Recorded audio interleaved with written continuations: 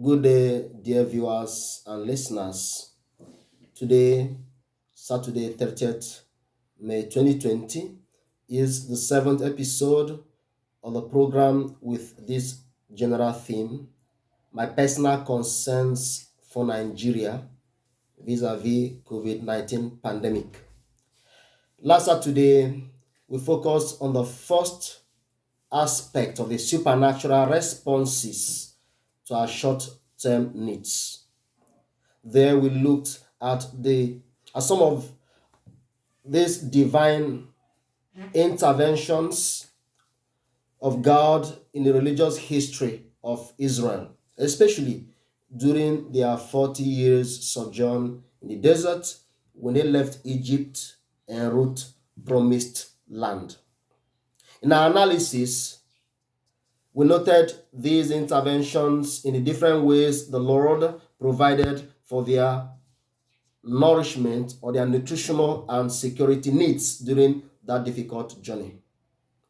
Today, we shall continue with the second aspect of these supernatural responses to our short term needs, taking into account God's interventions through the prophets of Israel, particularly prophets Elijah and Elisha, in the lives of some individuals as recorded in the Old Testament.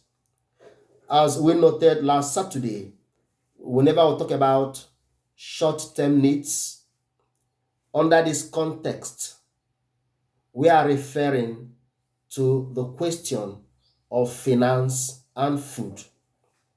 In the first instance, a look at 1 Kings chapter 17 reveals the encounter between Elijah the prophet and the widow of Zarephath. An encounter that led to the miraculous survival of this widow and her only son during the 3 years drought of famine that ravaged the land of Israel. At the end of that encounter, the jar of oil was not spent, neither did the cruse, or rather, the jar of meal was not spent, neither did the cruse of oil fail throughout that period, thanks to the words declared by prophet Elijah to this widow. Secondly, in 1 Kings chapter 19, it was Elijah that needed divine intervention when he was running away from Jezebel. He got to the desert, he got tired and slept off. And it was God himself this time around that instructed an angel to take food to Elijah. This the angel did 3 consecutive times. And in the strength of that food, as the Bible says in 1 Kings chapter 19, Elijah traveled 40 days and 40 nights until he got to the mountain of the Lord, Horeb. In other words, a time came that Elijah himself needed divine intervention vis-a-vis his nutritional and security needs, and God provided that for him. Thirdly, 2 Kings chapter 4 presents us with this story of another widow who could not pay up her late husband's debts. The creditor threatened to sell her 2 sons as an exchange. She then ran to the prophet, this time around Prophet Elisha, and explained to him her predicament. Elisha asked her, "Madam, what do you have in your house?" Her response was, "I have nothing, sir, except a jar of oil." Now, eventually, the prophet instructed her. She went back home and obeyed the instruction of the prophet. The rest is history, because we all know what happened. The prophecy of Elisha brought about a multiplier effect to that singular jar of oil the widow had to offer. In the narratives concerning the 2 widows, one fact runs true. And what fact? They all had something to rely upon temporarily. The first widow had a jar of meal, of flour, and a cruse of oil. The second widow had a jar of oil. This tells us that most of the times, God's direct interventions in the day-to-day nutritional and survival needs of his people are generally linked to something tangible, what they readily have at hand.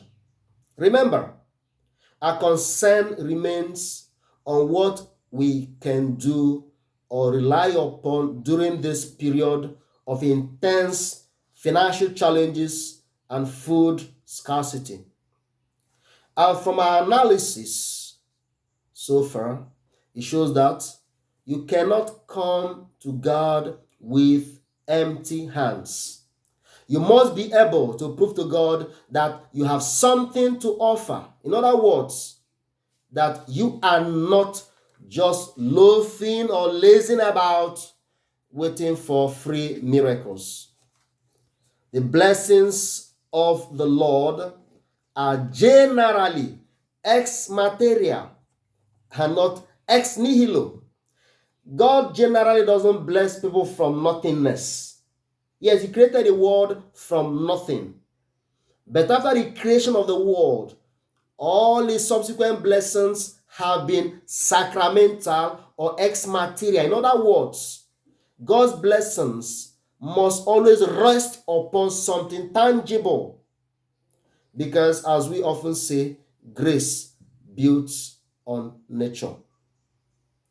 Therefore, you have to step out and take on a project, do something. You have to make effort, however little. Now, for instance, is the rainy season. Have you got your own crop farm? Have you even cultivated vegetable garden around your compound? Who are you waiting for? A white collar job? Or maybe you're waiting for free money from some persons? Or you think you are too clean to have a farm? Think you are too clean to engage in some dirty jobs capable of yielding you some income? Even mechanics that sometimes we see as, oh, these guys are dirty and all that. With that, they are still able to feed their families.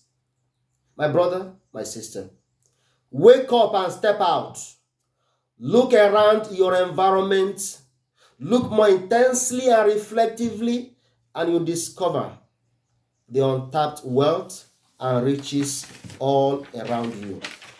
Some persons can only support you financially when they are convinced that you've got some stuff to offer.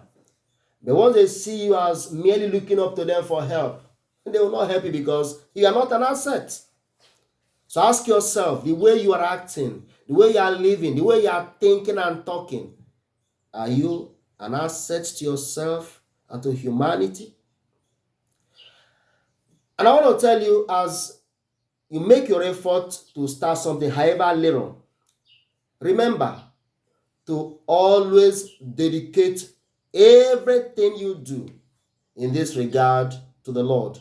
And if possible also, you can meet your Reverend Father or your pastor, as the case may be, and ask him to bless the labor of your hands and also to prophesy into your life. The presence of the prophets Elijah and Elisha turned around the lives of the widows we referred to in 1 Kings chapter 17 and in 2 Kings chapter 4.